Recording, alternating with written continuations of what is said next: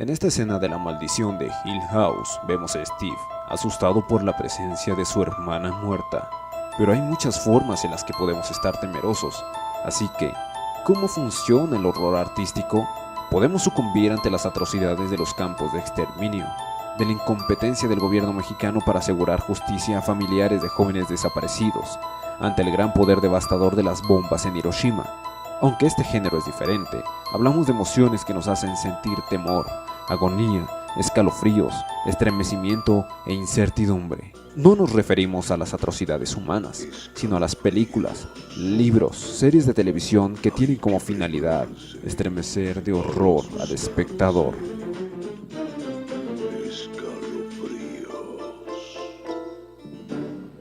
Desde los albores de la existencia humana, el horror nos ha acompañado como una fuerza imparable que nos hace trastabillar en los límites de lo insondable. Mitos y leyendas que nos hablan de monstruos en las profundidades del océano, de habitantes en bosques encantados y de demonios que toman posesión de cuerpos humanos. Se ha desdeñado el género de horror entre incrédulos por la supuesta incapacidad para generar en el observador esa emoción. Los hay desde los que se ríen de los engendros mal maquillados o poco creíbles en películas de bajo presupuesto, creyendo que solo son cuentos de hadas. Y aún así son muchos los prejuicios que rodean este género que ha evolucionado a su paso en este plano existencial. Público, seguidores, ha llegado el momento. Destruyamos barricadas y démosle su lugar en el sitio de los géneros no marginados. Conozcamos algunos de sus entresijos filosóficos y los problemas que acarrea. Bienvenidos a un documental, al ahí se va, sobre la filosofía del horror.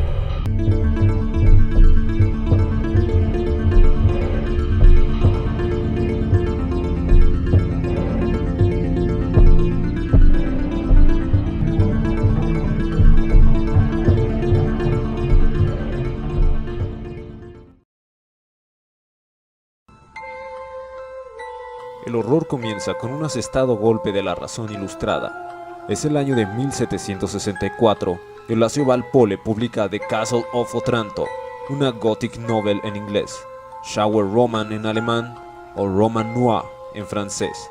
El siglo XVIII ve nacer a uno de sus vástagos modernos, acarreando un gusto neoclásico de la generación precedente, poetas de cementerio. Lo gótico es un campo amplio en el que podemos distinguir 4 dimensiones: el histórico, natural, el supernatural y el ambiguo. Anne Radcliffe escribe Mysteries of Udolpho, título clásico del gótico supernatural, que se caracteriza por contarnos una historia con fenómenos supernaturales. El gótico ambiguo es representado por Charles Broughton Brown en Edgar Huntley or The Memoir of a Sleepwalker, quien introduce lo supernatural por medio de desequilibrios mentales de sus personajes. Vale, de acuerdo, creo que me he excedido un poco.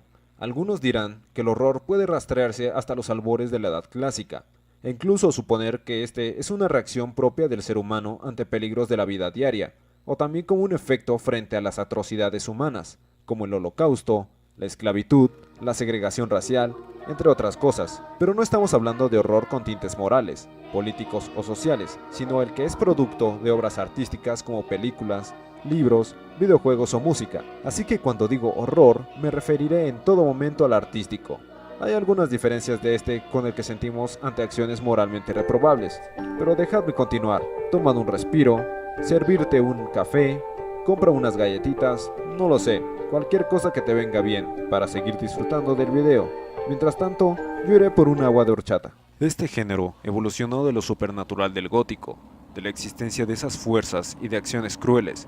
Uno de los heraldos es el demonio que aparece cuando un monje es empalado en el libro de Monk, de Matthew Lewis, sin olvidar el monstruo de la aclamada Mary Shelley, en su libro Frankenstein, el The Vampire, de John Polidori y Melmoth, o The Wonder, de Charles Mathurin. El horror literario tuvo fuerza. Espera, creo que no se dice así. Vamos a cambiarlo. El auge de la literatura de horror ocurrió entre los años 1820 y 1870. Después fue eclipsado por la novela realista. Imagino que la gente tenía más horror a la realidad que a la ficción, así que algunos cambiaron de rumbo y decidieron asustarse con otras cosas. Aquí podríamos abundar en la ingente cantidad de personajes que escribieron literatura durante esos años, y su evolución hasta su innegable presencia en el cine, pero tengo flojera de exponer cada uno. Lo que haré será poner una canción y presentar una lista a su brevedad. Novela de terror durante 1820 y 1840.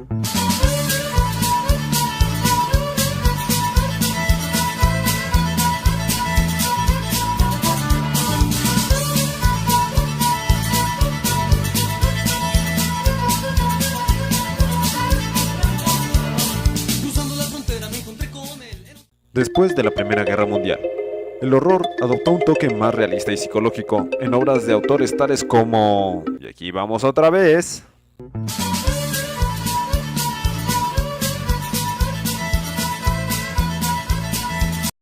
Horror en el cine.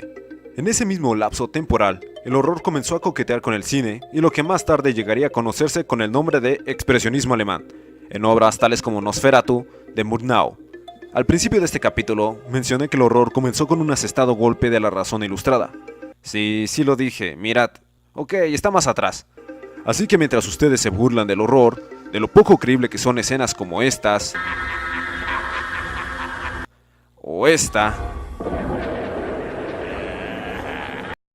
se duermen en salas de cine o usan su móvil sin tener en cuenta que quizá el horror se inició como una contracultura frente a los ideales ilustrados. El horror, enmarcado dentro de lo gótico, se solapó en la época ilustrada, abanderada por autores como Descartes, Newton, Hobbes, Bacon y Locke. La razón fue exacerbada como la más alta facultad, propiciando la denuncia y el rechazo de cualquier actividad que limitara su libre acción.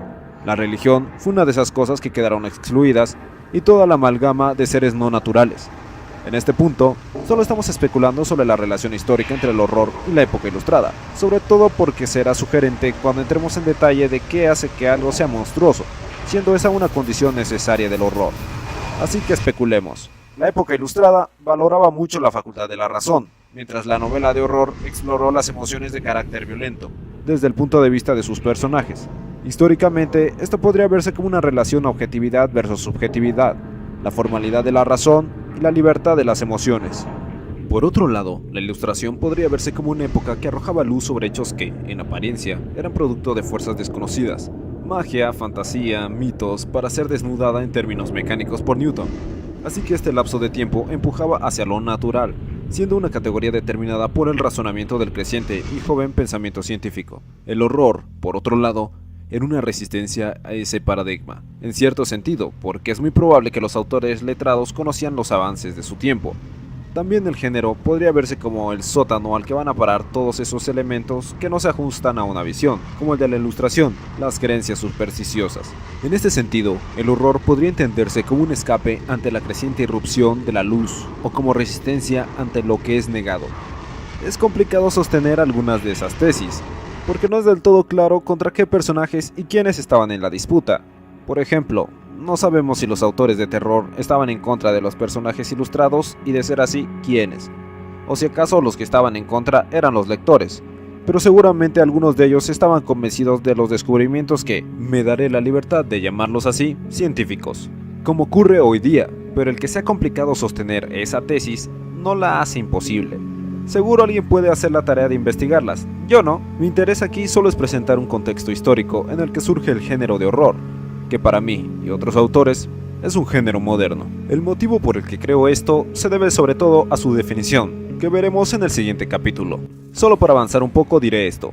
La concepción del mundo y la ilustración posibilitó el surgimiento del género, al presentar una delimitación entre lo que es natural y lo que no lo es, siendo natural todo aquello que puede ser el caso, dadas nuestras mejores teorías científicas.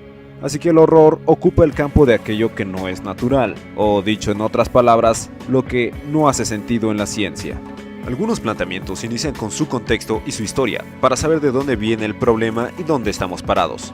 Aún falta un largo camino por recorrer, así que en el siguiente capítulo abundaremos sobre su naturaleza. Qué es y cómo se logra serán cuestiones importantes para la trama subsecuente y la clarificación de la filosofía del horror. Trataré de que no sea rebuscado, dado que hay muchas definiciones y argumentos con la finalidad de estrechar el género y desmarcarlo de otros como el del suspenso, el terror, el drama y la ciencia ficción. ¿Estáis listos para develar sus secretos? Si te ha gustado, no olvides suscribirte, dar ese poderoso like y compartir con tus amigos. Y si no, también. Nos vemos pronto en el siguiente capítulo de este documental. ¡Alay se va! de la filosofía del horror.